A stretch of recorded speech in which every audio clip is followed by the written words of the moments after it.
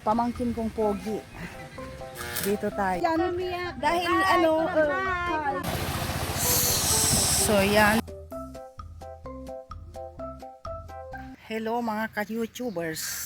So yun, nandito tayo sa silong ng punong kahoy. At nandito tayo sa mga kaanak dito sa father side ko. Ang ganda kanina. Ililibot ko kayo doon. For now, libot muna dito. Kanina nagwawalis sila, ganoon.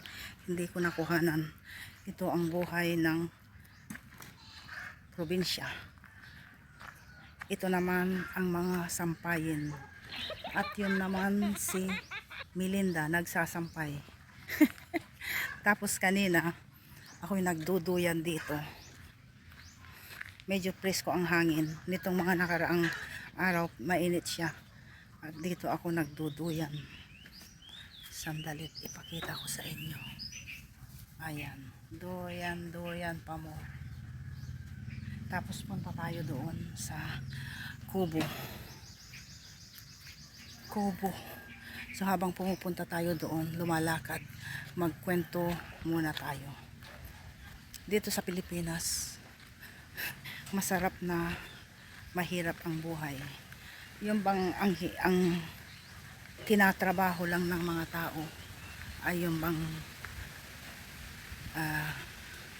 yung maghanap buhay ng para sa kakainin sa araw na ito. Yung kinabukasan hindi na nila iniisip. Yung bang magtrabaho sila na meron silang kakainin sa araw na ito. Yung bang ganun. Pero masaya. Masarap ang buhay. Ito naman ang kabahayan.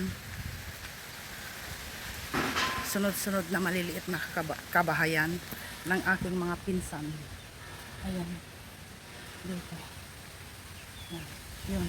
May manok doon. Punta tayo doon. Tapos sa tuwing nakakakita ako ng mga mga bahay na ganito, naaalala ko yung aking kabataan.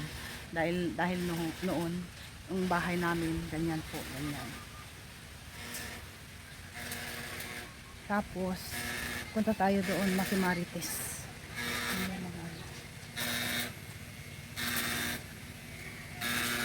Dito naman, ewan ko kung anong ginagawa niya. Yan, pamangkin kong pogi. Dito tayo.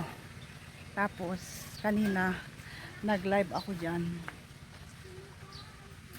Kaya sabi ko, gawa nga ako ng video para ma-share ko sa inyo sa YouTube. Dito nag-live tayo kanina. Andyan si Colette. Nag-video ako. Huwag kang umiyak dyan. Umiyak. Dahil Hi, ano, Hi, Kunam. Hi, Kunam. i-upload na naman natin sa sa YouTube. Yan. Oh. Ayan ang tindahan. Ang ganda.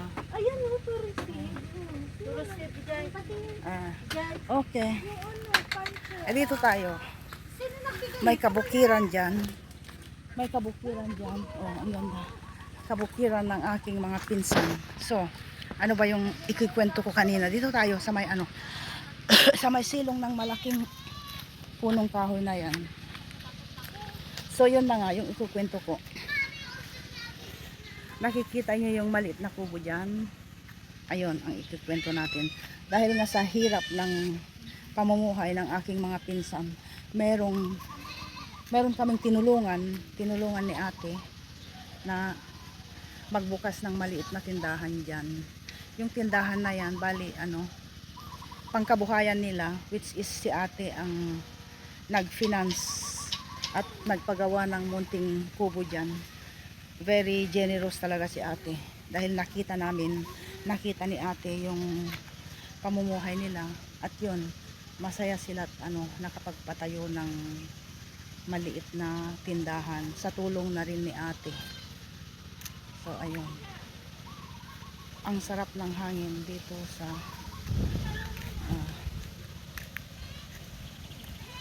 kabukiran. At doon may doon, oh, may ilog. So, continuous tayo doon. Ipapasyal ko kayo.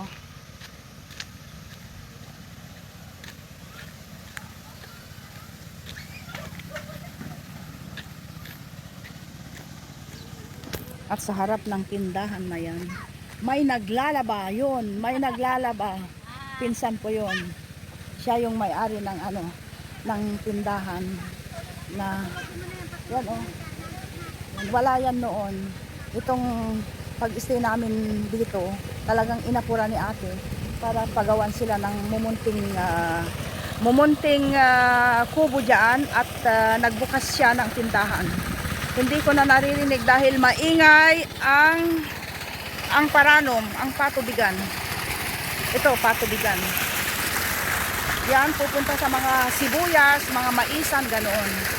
Diyan sila kumukuha ng patubigan. Tapos itong ilog na ito, nung mga bata pa kami, which is nasorpresa ako sa nangyari sa place na kung saan ako lumaki. So, bali itong ilog na yan kabahayan noon dyan. Kaya lang dahil sa baha at saka sa pagbabago ng klima, panahon, natibag po yan. Bali natunaw yung mga lupain na kung saan nandyan yung bahay namin nung mga bata pa kami. Tapos yung bahay namin ay inilipat namin sa ibang lugar. Pero kung iisipin ko or kung talagang pag-aaralan mo kung saan na yung bahay namin noong kabataan ko, doon na siya sa bali natunaw yung place ng bahay namin at naging ilog na. Yan, ilog na. Ayun. Nakakatuwang yung bang balikan yung mga lugar dito, which is hindi ko na rin tanda. 36 years na hindi ako umuwi, as I told you guys. 36 years. Bali, wala akong bali mga bagong bahay, mga bagong kabukiran ang nakita ko na dito, na kung minsan nagtatanong pa ako asan yung bahay ni ganito, asan yung bahay ni ganyan. At sa loob ng 36 years na hindi ako nakauwi, marami ng mga auntie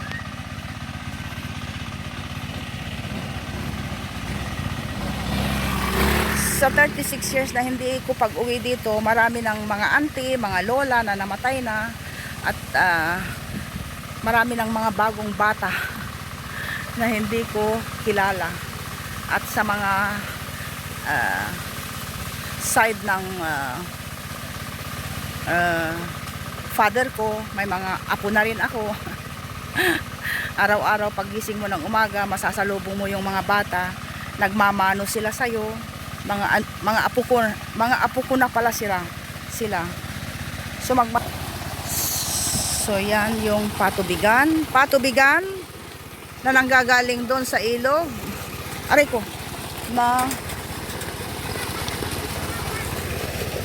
patubigan na nanggagaling sa ilog. Tapos yan yung ginagamit nilang patubigan papunta sa mga mga farm, mga kabukiran na may mga tanim na mais, ganoon, sibuyas, ganoon.